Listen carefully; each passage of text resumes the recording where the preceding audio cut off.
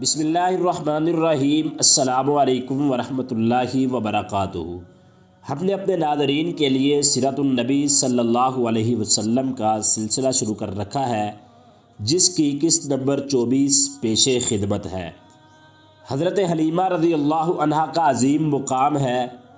وہ حضور صلی اللہ علیہ وسلم کی رضائی والدہ ہے۔ آپ صلی اللہ علیہ وسلم کو حضرت حلیمہ سعدیہ رضی اللہ عنہا سے بے حد محبت تھی۔ مورخین نے بیان کیا ہے کہ بہت عرصہ بعد عہد نبوت میں ایک بوڑھی عورت آپ کی خدمت اقدس میں حاضر ہوئی۔ غربت و افلاس سے ان کا حال برا تھا۔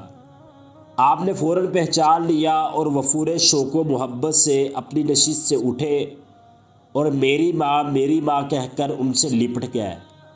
پھر آپ نے چادر بچھا کر عزت و تکریم سے ان کو اس پر بٹھایا۔ یہ حلیمہ سعدیہ رضی اللہ عنہا تھی۔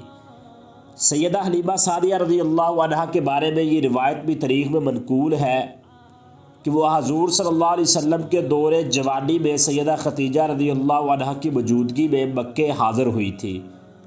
حضرت خدیجہ رضی اللہ عنہا نے ان کی خدمت میں کئی اونٹ اور اونٹنیاں پیش کی تھی۔ مدینہ منورہ میں حاضری کے وقت نبی پاک صلی اللہ علیہ وسلم نے بکریوں کا ایک ریوڑ اور ساز و سامان سے لدی ایک ڈاکہ ان کی خدمت میں پیش کی۔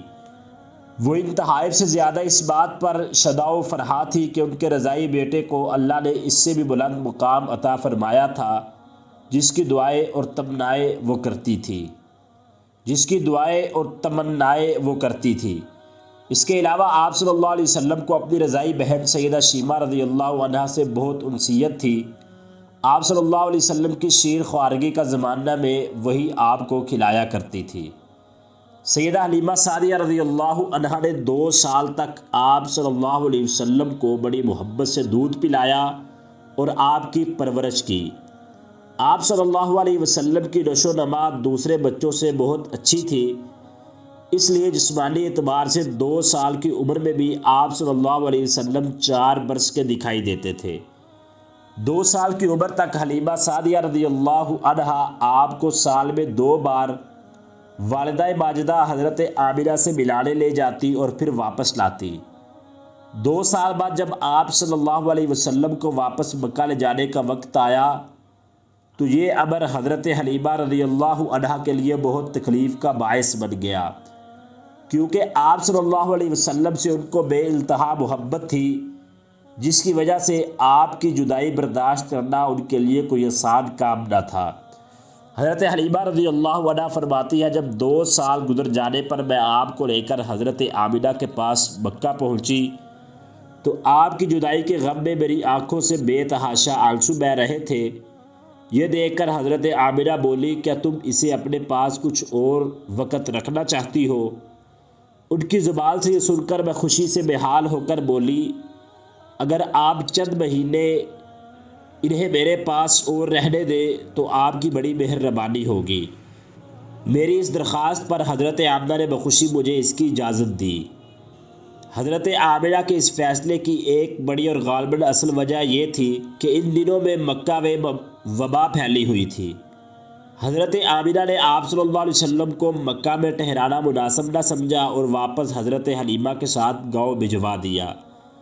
تاہم چند ماہ کا یہ فیصلہ بوجہ کئی سالوں پر محیط ہو گیا اور آپ صلی اللہ علیہ وسلم حضرت حلیمہ کے پاس مزید 4 سال رہے اور 6 سال کی عمر میں ہی واپس مکہ اپنی والدہ ماجدہ کے پاس آ سکے۔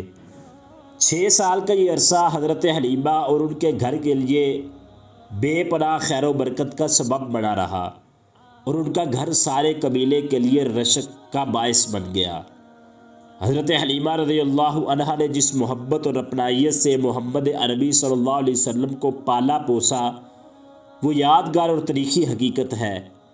یہ بھی ایک مسلمہ امر ہے کہ نبی رحمت صلی اللہ علیہ وسلم کے وجود مسعود سے اس خاندان کی قسمت بدل گئی۔